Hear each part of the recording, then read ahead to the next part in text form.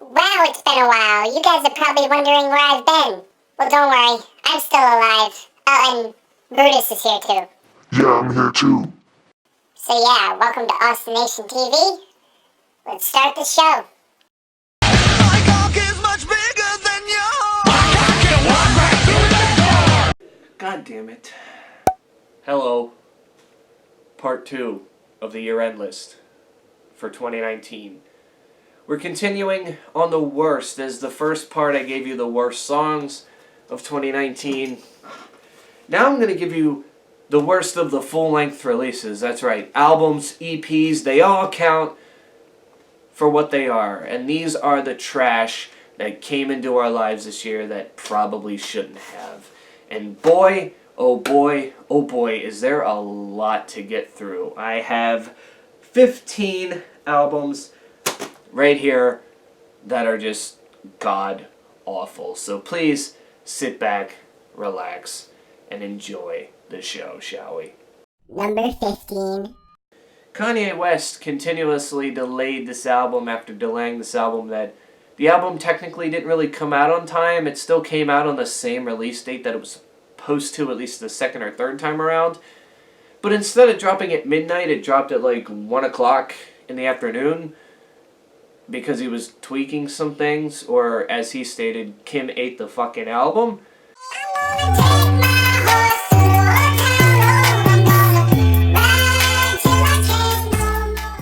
Yeah, Jesus is King was just... It was something. I mean, it's not often you hear a rap album without curse words, but I get it. Jesus is King, he's watching, he's the Lord and Savior, no. I'm not a religious guy, and that's not the reason that this got on my nerves, is because he was being more religious and more gospel with it. I could care less. If you're religious, go be religious, but this just seemed like the ultimate cash grab. Like, he knew that Christians were just going to be on his side and eat it up, and Christians be like, oh, look, Kanye West went from I am Jesus to praise Jesus in a matter of like three albums. Like, what gives? And it's just kind of like, you want to know what gives? That good old green that he's making from this thing. Because I bet you next album, he'll be back to his old self. We might get Yandi, where he'll curse again. He'll talk about bitches and all this kind of stuff. And, you know, Jesus is King will just kind of go in the leeway as a random what the fuck moment. Burger King foot lettuce. Ugh, number 14 is so disappointing. Because they're a band that I do want to like. I really do. When it comes to alternative and indie rock, it's just hit or miss. And when bands miss, they miss a lot.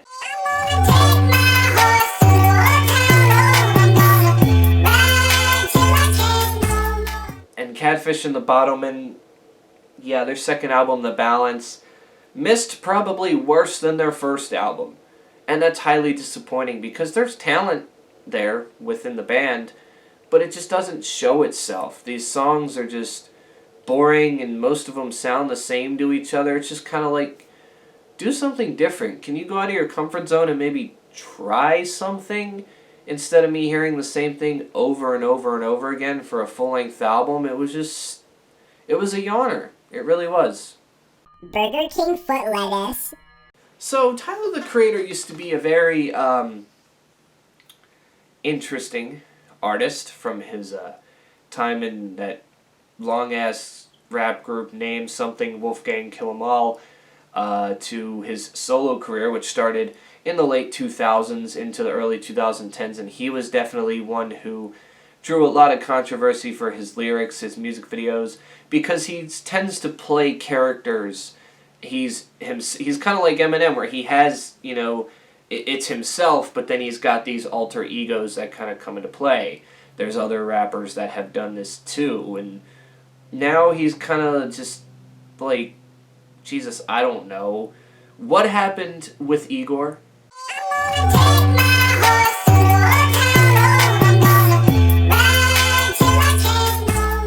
Like, I think this is supposed to be another one of his alter egos, but it just wasn't as entertaining as his old stuff, and I just found myself going, come on, this sounds like a bunch of unreleased stuff that you just wanted to throw out there to the world. This doesn't sound like the stuff that you were putting out before. I mean, what happened?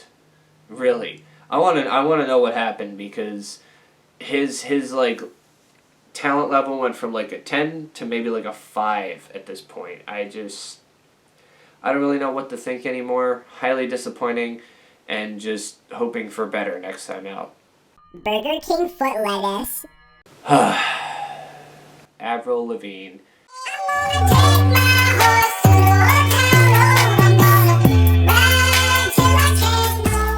Nah, not feeling it. Granted, you went through a lot. I get it, but I'm not feeling it. Burger King foot lettuce. Jonas Brothers, once again. Not feeling it.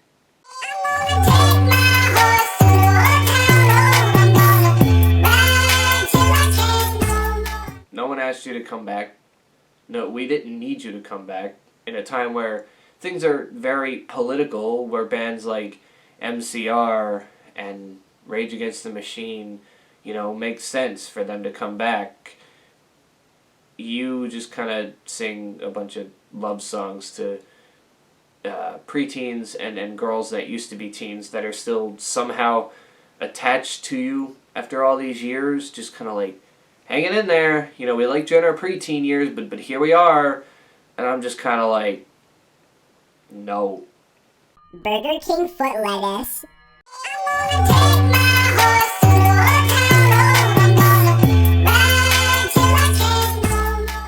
What more were you expecting from an AJR album? I mean, seriously. Do I have to explain myself? I didn't think so. Burger King foot lettuce. So all you have to do to make a Marshmello album, take the same,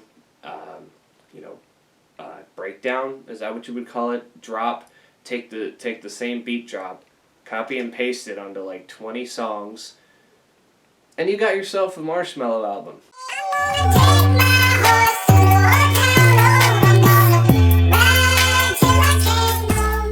An obnoxious one that doesn't change a whole lot. He's a bad singer, and his shit just doesn't entertain me enough to keep me interested.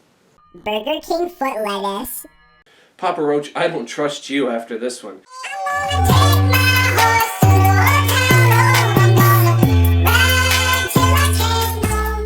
Crooked Teeth was fine. I'll give you that release. I will give you that release.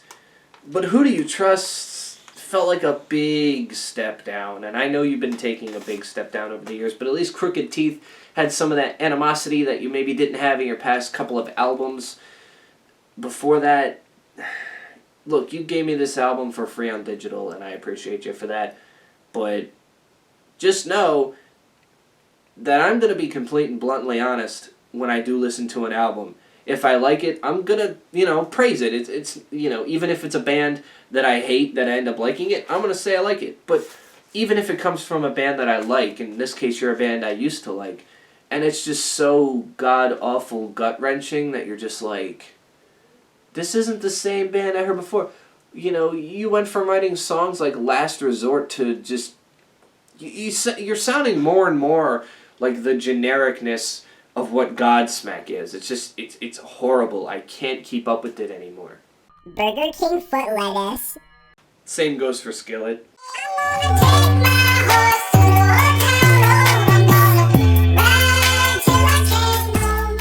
I mean, they've been bland for years, and they're okay.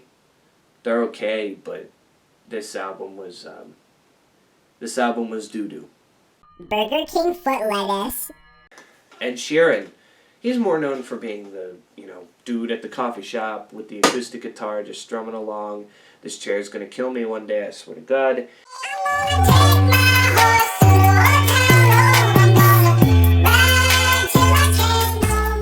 And now he's trying to incorporate a lot of genres in there, because let me get one thing straight. Blow with Bruno Mars and Chris Stapleton, fantastic fucking song. Bruno Mars plays the drums and guitar on that track, and he rips. And Ed Sheeran does a great job with his vocals. Chris Stapleton fits in too. But the other songs, it's like he's bending too much genres. Like, I'm all for the genre bending, but he just like takes these genres and just bends them to a point where they just fucking break and snap off, and you're like, nope, done with this. It's too much to take in, too much to comprehend. He tried to bring everything to the masses, and it just didn't work for its 10 plus singles that it has. It's obnoxious. It really is. Burger King foot lettuce. I should have put this at number 7 because it would have been funny. But yeah, Mr. Old Town Road riding in at number 5 with his debut EP, number 7.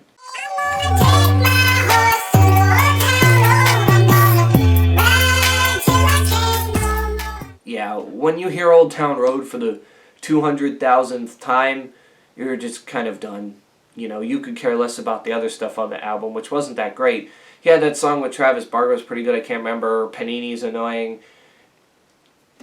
That's really about it. I think he'll be known as the rare 2-hit wonder where he has the one big hit in Old Town Road and then Panini kind of follows, but it will never become like as big as we think it'll be. Rodeo is... It's there, but to me, he went from, I'm not going to sound all like Old Town Road to, Old Town Road and Rodeo are just kind of what he needs to sound like for him to stay relevant, because if he does anything else, he's just going to crumble and die, and Lil Nas X could just be the quickest rise and fall to stardom we've had since, 6ix9ine, I guess, but for different reasons. Lil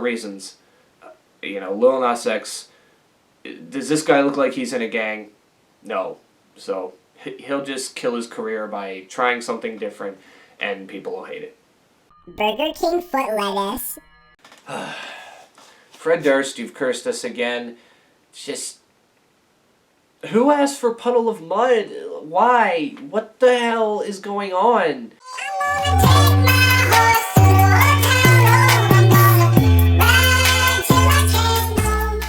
He took the Guns N' Roses route. Friggin' Wes Scanlon is the only original member of Puddle of Mud left. I couldn't even tell you the name of the rest of the band, for God's sakes now. Horrible songs, horrible tracks. It's the same old Puddle of Mud, just... 18 years later? They haven't changed. It's annoying. It's whiny. It's nasally. And it just sucks. Burger King foot lettuce. Chance the Rapper's married now.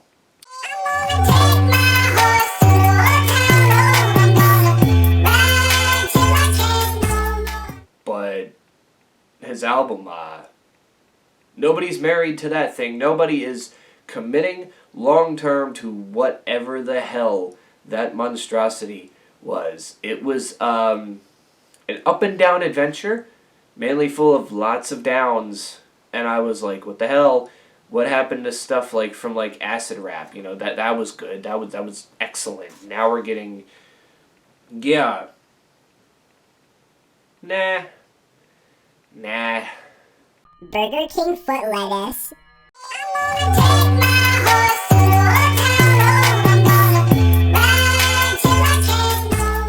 Listen, is Lover by Taylor Swift Reputation?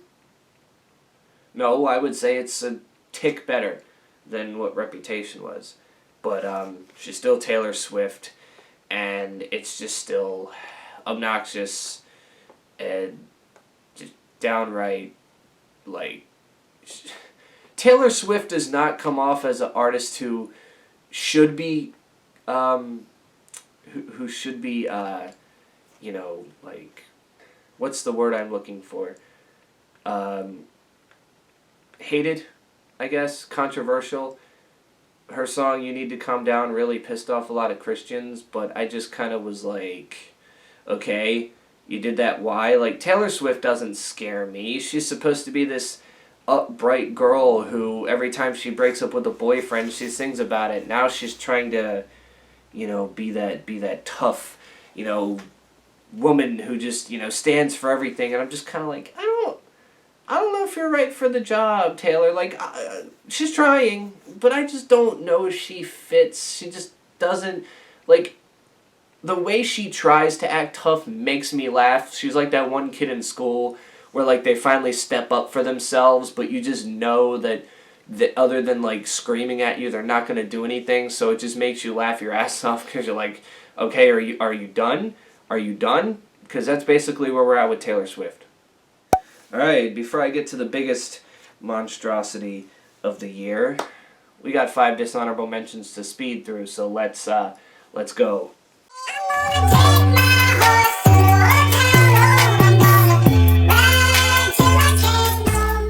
The guy's name is Juice WRLD. His biggest hit, he doesn't even like his biggest hit. And this album cover looks like it belongs in the PlayStation 1 rack at an old game store.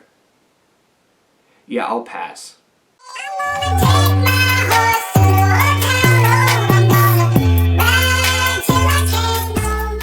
More trap and mumble rap that just needs to get kicked to the wayside because it's just garbage. It really is garbage.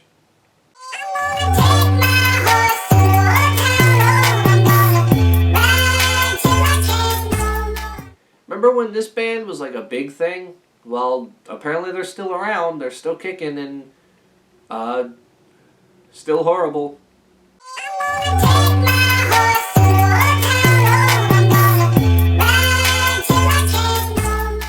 What has country music turned into? I mean, really? This is what we're seeing as one of the top albums of the year, at least for country standards. Blow me.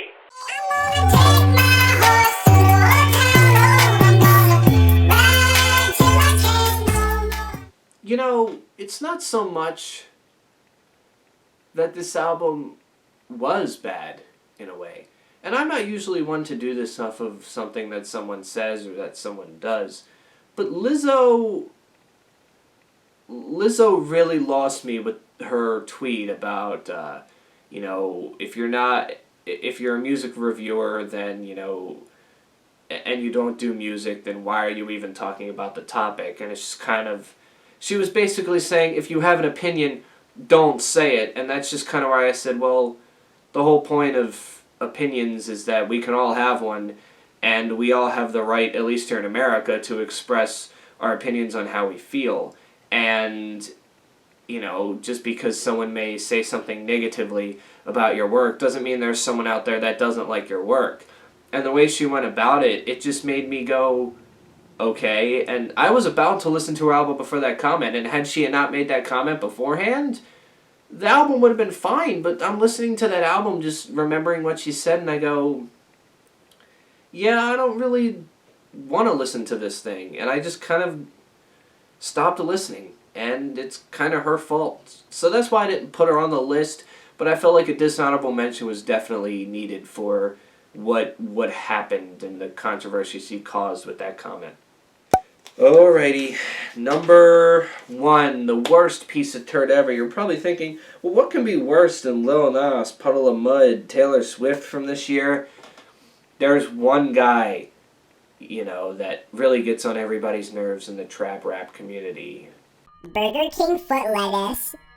One is going to jail, so we probably won't see him for a while. But the other one is just so memeable, it's surprising. And he released an album that has already been forgotten by everyone.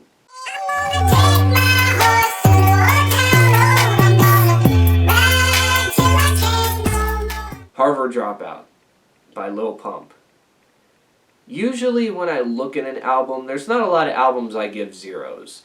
You know, usually I'll find something on a bad album that I do like here and there, but this one, his flows were good, but the lyrics are just stupid and dumb, and the songs don't give me time to process what I'm listening to, and when they do, you're just kind of like, alright. And even on, I think it was a song like Drug Addicts, he stole the whole Eminem Real Slim Shady music video vibe, and it's okay for influences, but to just blatantly like kind of go along and steal it. Then he had the whole Butterfly Doors controversy with the Ching Chong thing in it, and he had to take that out, and it was just all like, and the fact that he was doing this whole joke of, I'm a Harvard dropout, and of course he had to spell it wrong, I'm just like, it's not funny. It's not funny.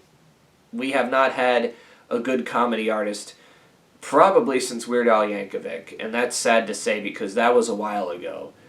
And I don't know, I just feel like he's trying too hard to be something that he's not, which sounds utterly familiar, but we're not going to get into that other guy because the list is pretty much over with and done.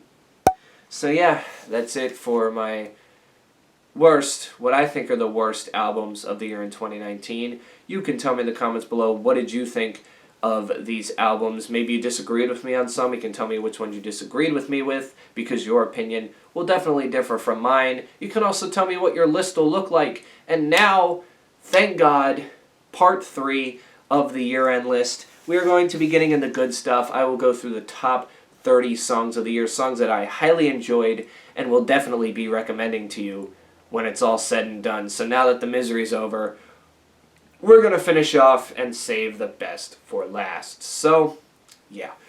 Without further ado, please subscribe if you haven't already, and I hope to catch you all in the next one.